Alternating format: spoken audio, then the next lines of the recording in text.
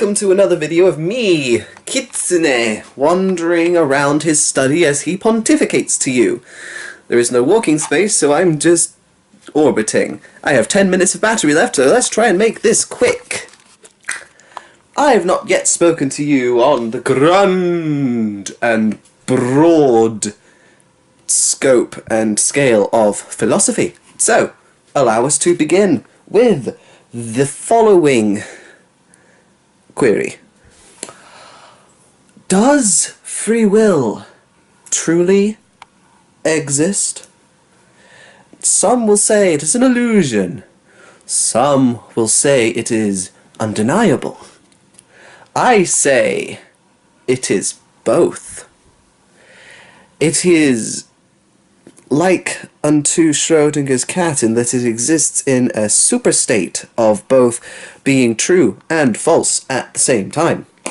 You see, the way I see it, while in that moment you did make that choice of your own free will, if you look at it in terms of the grand scale, if you pull back, zoom out until you can see all the points of data leading up to that point of data and all the points of data following it, if you can truly see all the evidence that is, in this case, relevant and relevant to all cases, you will quickly understand that this decision was predictable.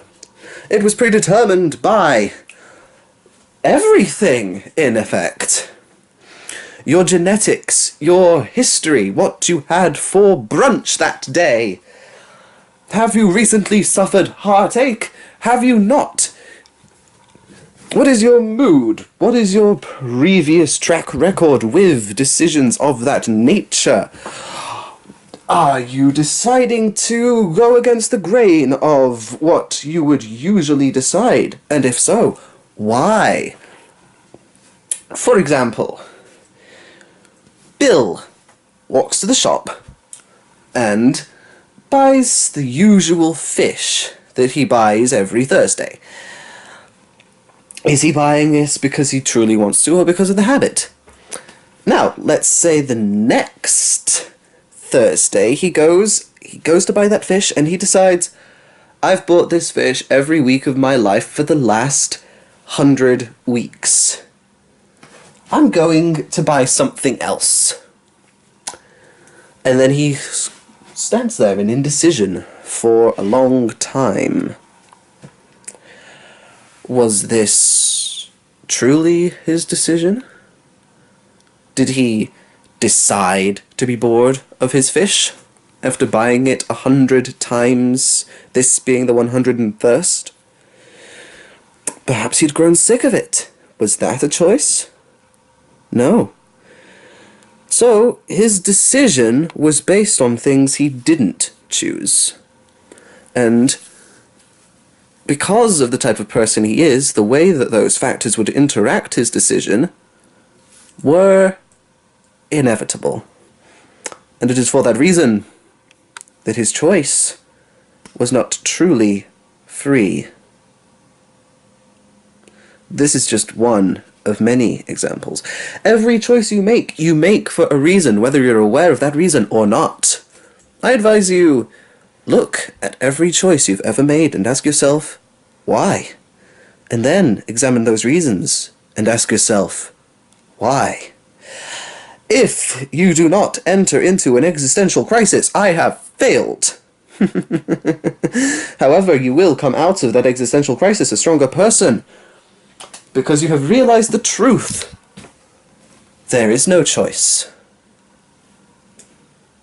but to choose. However, these choices are still our own. Superstate. Look at it this way. A man kills someone and then he uses this defense of his murder. He claims, well, of course I murdered him. Every decision we ever make is predetermined by all things in the universe leading up to that point and following on from it. However, just because the decision was predictable does not mean he did not make it. Now I sense I'm quickly running out of time, and so I will wrap this up quickly. In the comments, continue the debate, and I will answer you. Do you think free will is truly free? Is it an illusion? Is it a quantum superstate of existing and not existing? Or is it simply is? I could have worded that better. However, I am almost out of battery, so I must say farewell. Until the next time, my familiars, auf Wiedersehen, and goodbye.